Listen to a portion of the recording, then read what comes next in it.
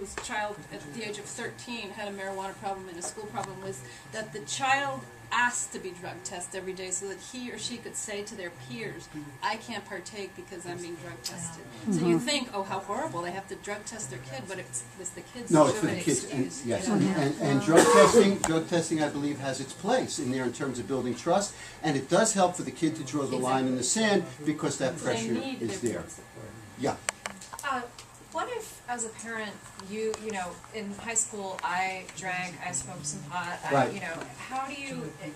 Good question. Like, my kid, when he was hearing about this PTA meeting, was Right. saying, no kid would ever, you know, drink alcohol in middle school. I mean, you know, Right. like, what am I, do I use that to try to... Not at fifth grade, not at fifth Yeah. grade, but you know what the research is saying at this point? What the research is saying now, and they've changed, this is fairly recent, they're saying that if you talk about what your own involvement was with drugs, and you don't have to spill your guts, you don't have to go into all the details, but if you talk about it, it's helpful, not hindering.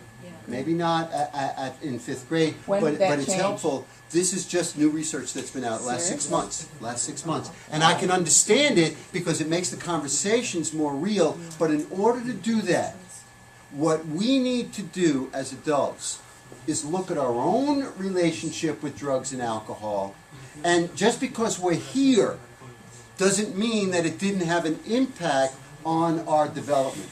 For me, I was a marijuana smoker in the 60s. I lived in Greenwich Village from 66 to 71.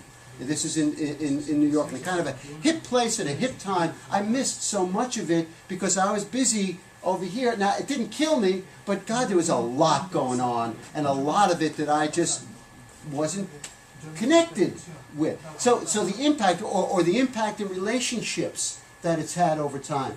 Somebody that comes home and instead of having a glass of wine gets 3 glasses of wine, and so by 9 o'clock they're ready to go off. You know, it doesn't kill them. They're able to work the next day. But, you know, the relationship with the spouse really could have used an extra half hour, 45 minutes to have a real conversation, you know, going on there. So the impacts can be subtle.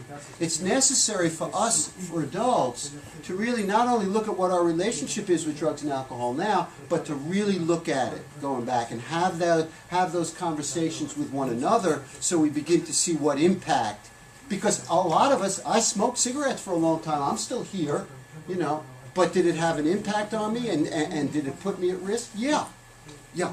You know, I think that one of the points that I think is so important about alcohol in kids and social relationships is that, and this was something I learned from my uncle, was I would have conversations with him. He was in his 60s. He was sober.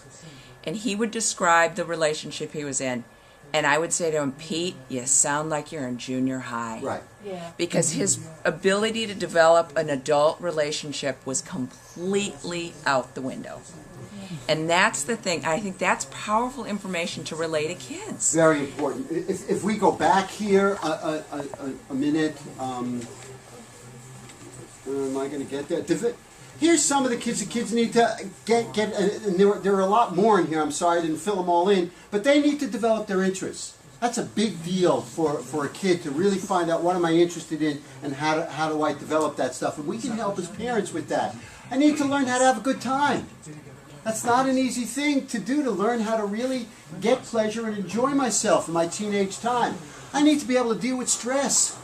How do I cope with stress? How do I handle stress? I need to get social skills. Social skills are huge for kids. Managing rejection. When they're really little, we have no problem saying, look, say thank you.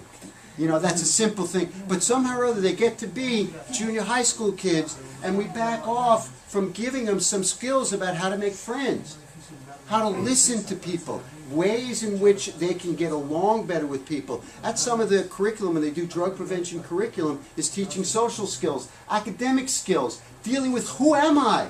What am I about? There's an enormous amount of tasks that we do not deal with as adults that kids need to deal with, and this stuff can just arrest that development. So you start to get people who started using in high school that had the emotional maturity of somebody who's 16 or 17. Yeah.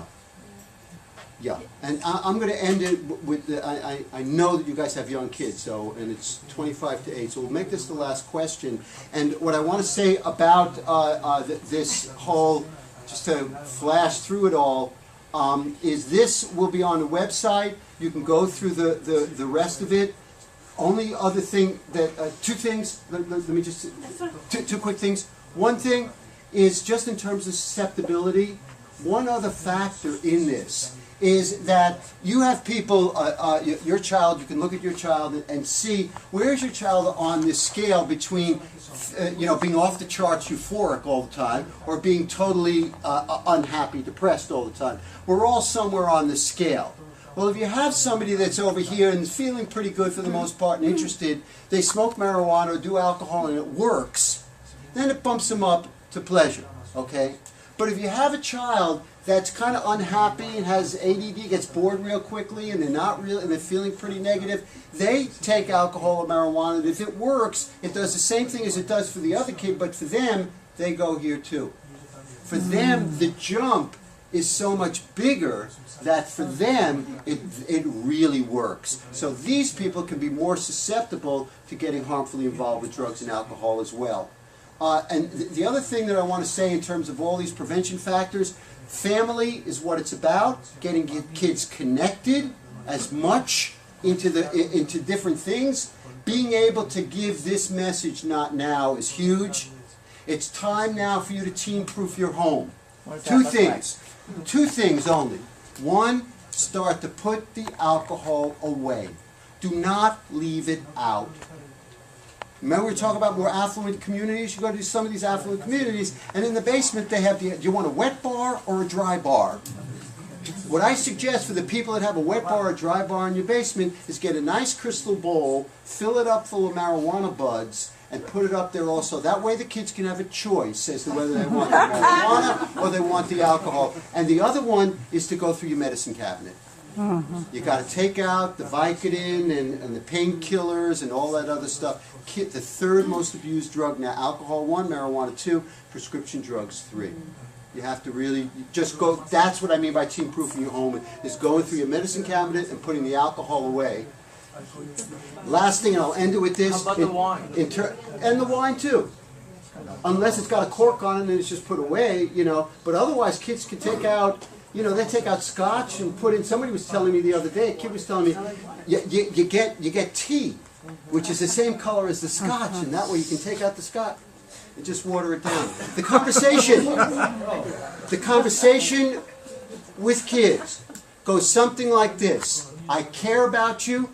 You're my boy, you're my girl, I love you, I care about you. This is what I see. I see that a lot of kids are drinking alcohol, a lot of kids are smoking weed. I feel it scares me. It scares me. And from that point, shut up and listen. And let a conversation begin to ensue like that. But what I'm suggesting is a simple model is, I care about you, this is what I see, this is what I feel, and then we listen. And then we get into a conversation about it. And that's an ongoing conversation. I'll answer questions afterwards for whatever questions were out there. Thank you very much.